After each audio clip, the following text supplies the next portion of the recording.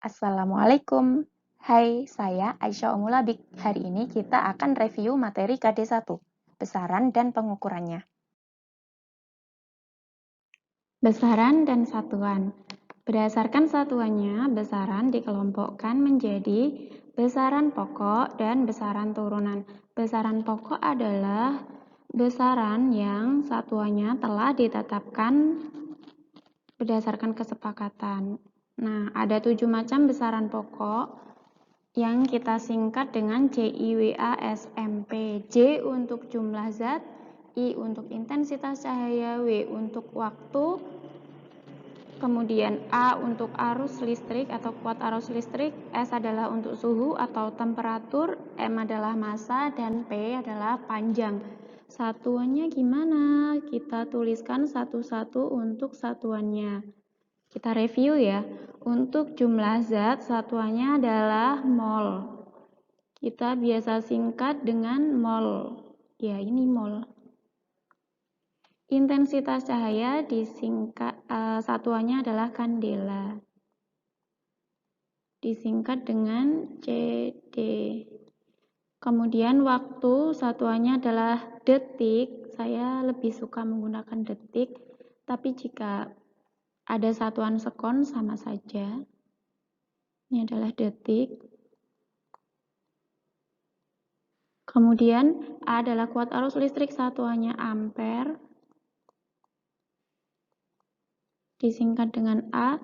Suhu atau temperatur, satuannya Kelvin.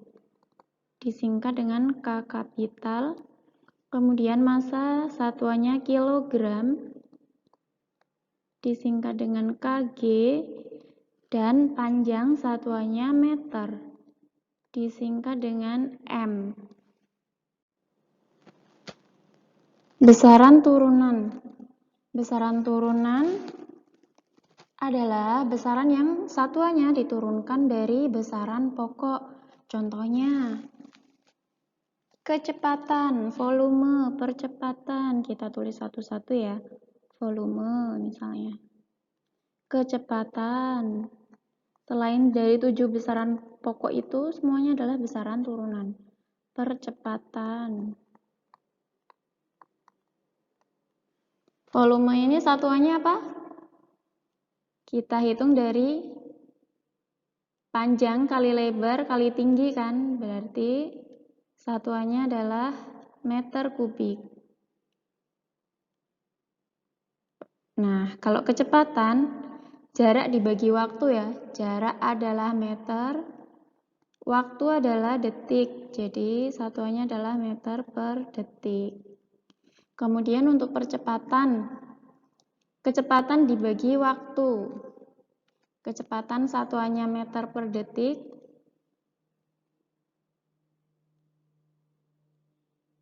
Waktu satuannya detik. Jadi satuan untuk percepatan adalah meter per detik pangkat 2.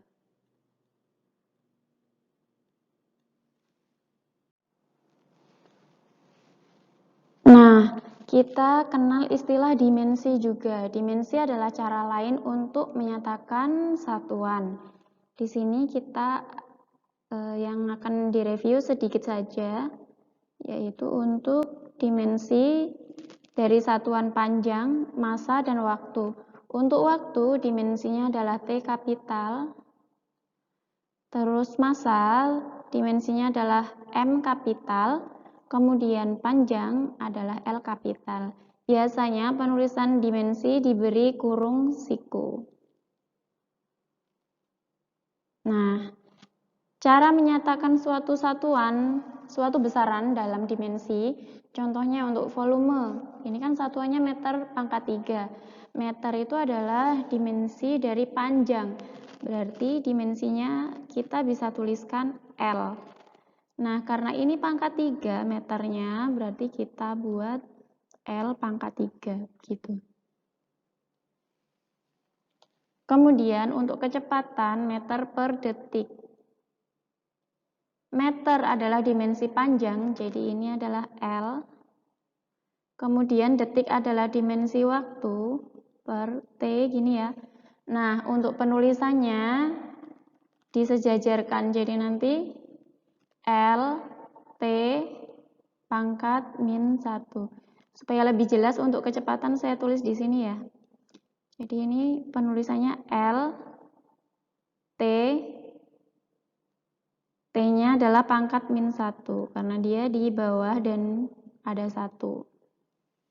Oke, untuk percepatan, satuannya meter per detik pangkat 2. Meter adalah dimensi panjang, kita tuliskan dengan L kapital, kemudian detik pangkat 2.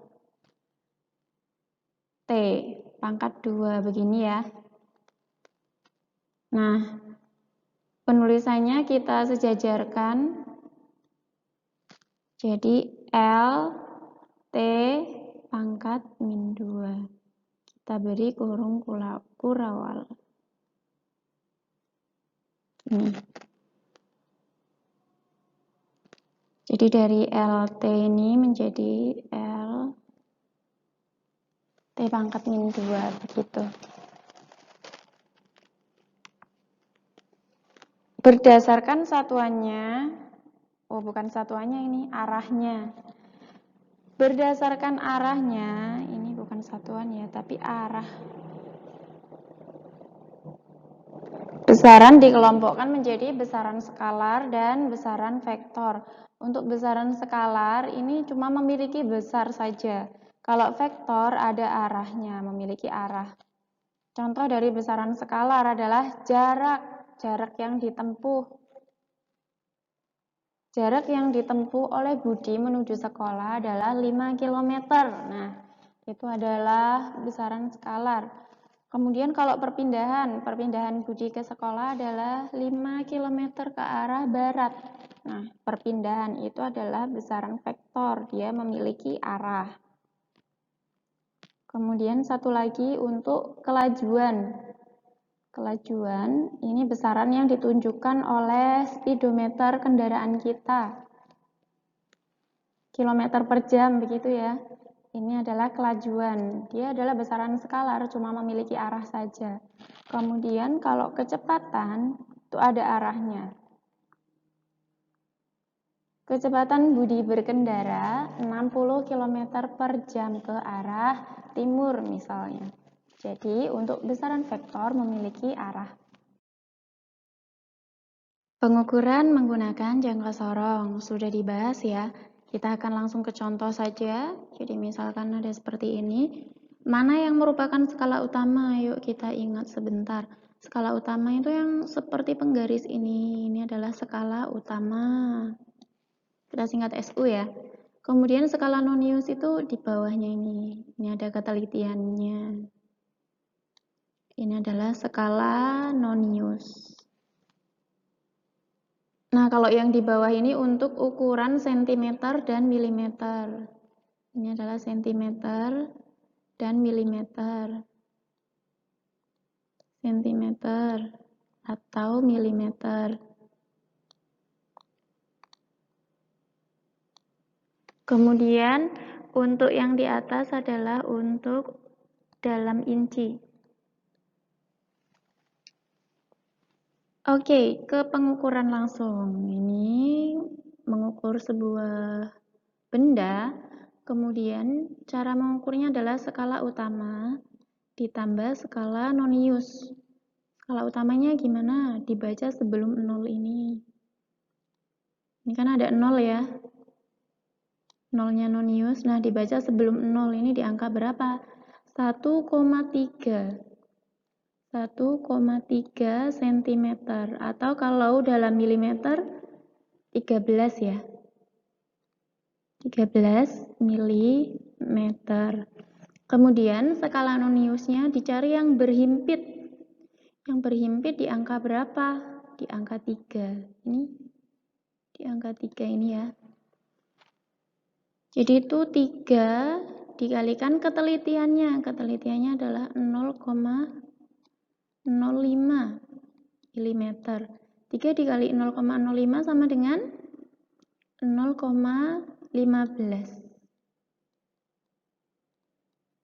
Jadi 0,15 mm.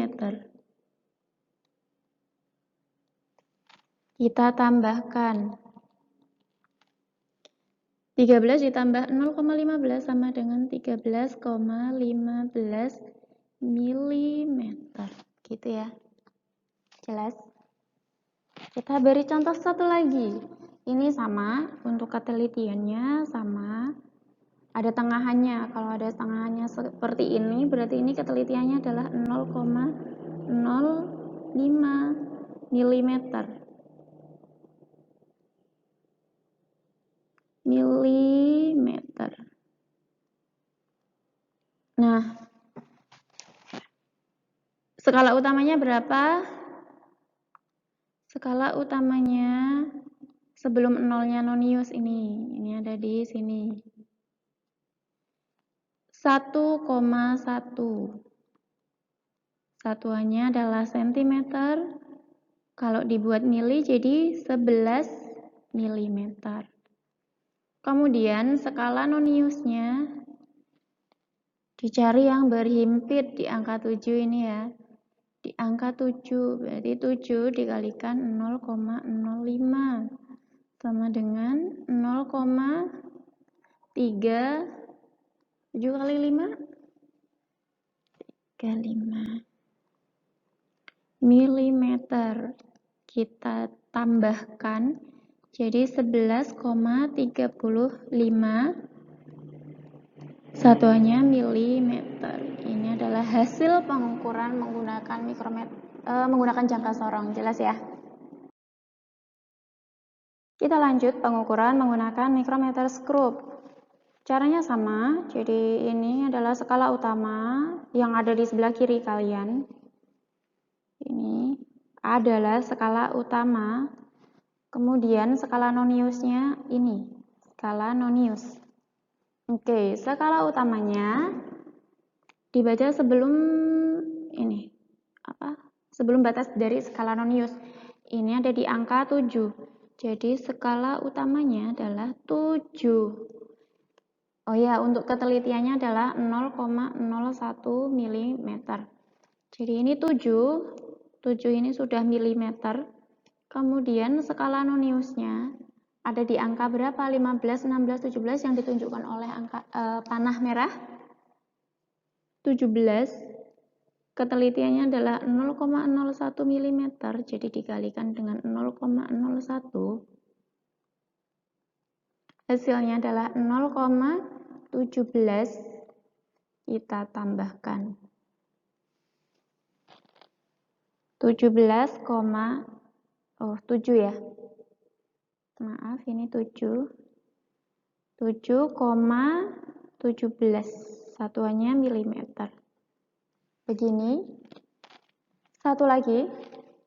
Nah, ini skala utamanya ada di angka 10, 11, 12, 13. Ini 13 ada tengahannya. Berarti skala utamanya adalah 13,5. Begitu, karena ada setengahnya ini, yang di bawah ini adalah setengahnya. Jadi ini 13,5. Oke, kemudian skala noniusnya di angka 7. Jadi ini skala nonius di angka 7 dikalikan 0,01. Jadi 0,07 mm dijumlahkan. 13,5 ditambah 0,07 sama dengan 13,57 mm. Jelas ya? Aturan angka penting dan penulisan notasi ilmiah. Pada dasarnya, semua angka bukan 0 adalah angka penting. Nah, angka 0 yang terletak di antara angka bukan 0 juga merupakan angka penting. Kemudian, angka 0 yang menunjukkan perpangkatan atau peletakan suatu desimal itu bukan angka penting. Contoh, sudah pernah kita bahas, kita review saja. Contoh, 4,58. Ini ada berapa angka penting? Angka penting saya singkat dengan apa ya? Ada 3 angka penting. Kalau 0,58 0,61. Ini ada berapa angka penting? 0 di sebelah kiri ini bukan merupakan angka penting, jadi hanya ada 2 angka penting, angka 6 dan angka 1. Kemudian misalnya 0,0401. Ini ada 0 di antara angka penting. Jadi angka pentingnya adalah ada 3 buah angka ini. Ini 3 buah angka ini adalah angka penting. Jadi ada berapa angka penting? 3 angka penting. Satu lagi 0,00053. Ini ada berapa angka penting? Oh iya, benar. Yang angka penting cuma angka 5 dan 3 aja. Jadi ini ada 2 angka penting. Begitu. Untuk penulisan notasi ilmiah bagaimana? Misal nih, angka yang 0,0053 kita buat notasi ilmiah ya. Jadi ini notasi ilmiahnya berapa?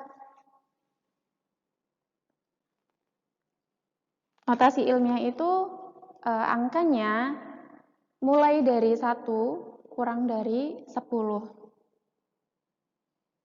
Jadi tidak boleh mengandung angka yang tidak penting kalau untuk penulisan notasi ilmiah. Jadi ini 5,3.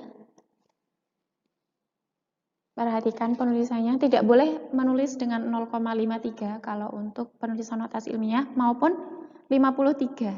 Jadi ini semua angka penting, tapi di sebelah kiri itu hanya ada 1 angka. 5,3 kali 10 pangkat berapa? Kita geser berapa kali sampai sini? 1, 2, 3, 4. Pangkat negatif 4. Begini. Contoh penulisan notasi ilmiah satu lagi ya. Misalnya ada angka 8, 3, 6, 2, 0, 0. Kita tulis dalam notasi ilmiah. 83 atau 8,3? Nah, 8,3 kali 10 pangkat, kita geser berapa kali ini? 1, 2, 3, 4, 5. 10 pangkat 5. Pangkat 5 sama pangkat negatif itu gimana? Pangkat positif kalau lebih dari 1. Gitu, atau kita naruh koma itu di sebelah kirinya, begitu. Itu pangkatnya positif. Jadi kita naruh koma kan di sini ya.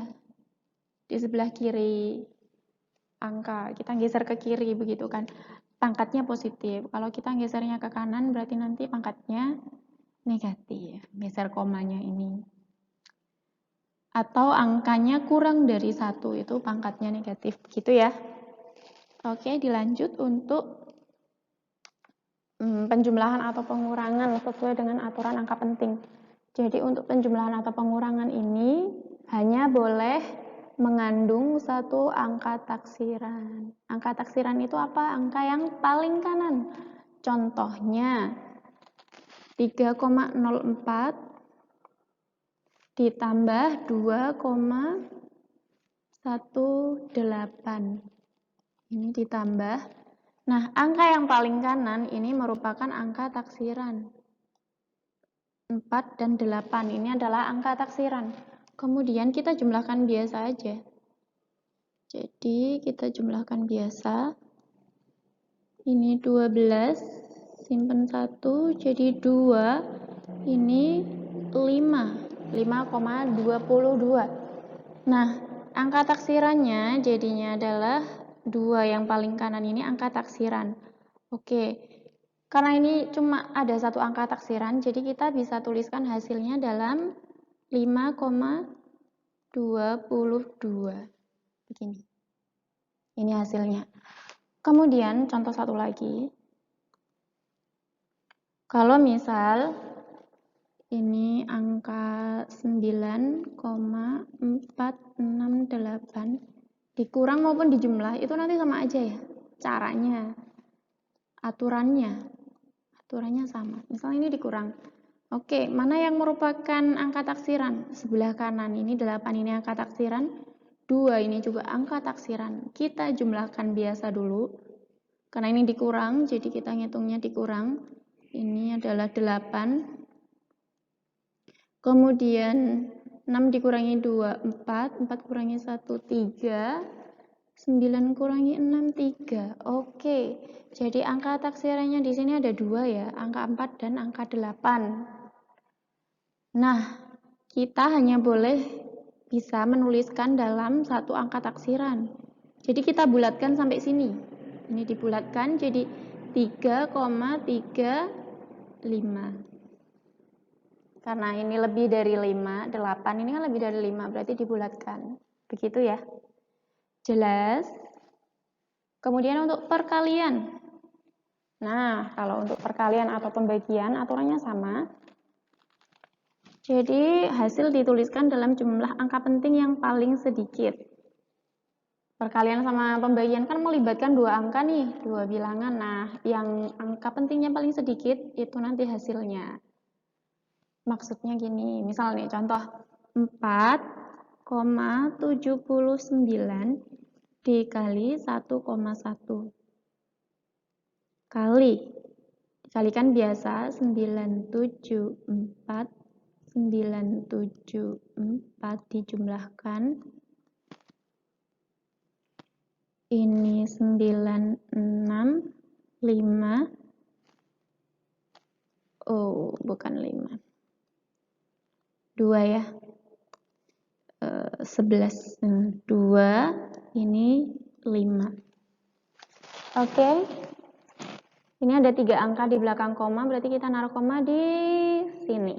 5,269. Nah, angka pentingnya di mana? Ini ada 3 angka penting, ya kan? Ini ada 2 angka penting.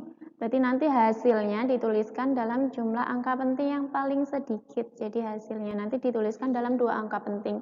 Ini kan ada 4 angka penting nih. Nah, kita bulatkan jadi biar 2 angka penting. 2 angka saja, berarti sampai 5,2 ini. Nah, karena angka di sebelah kanannya lebih dari 5, maka kita bulatkan menjadi 5,3. Gitu ya. Jelas?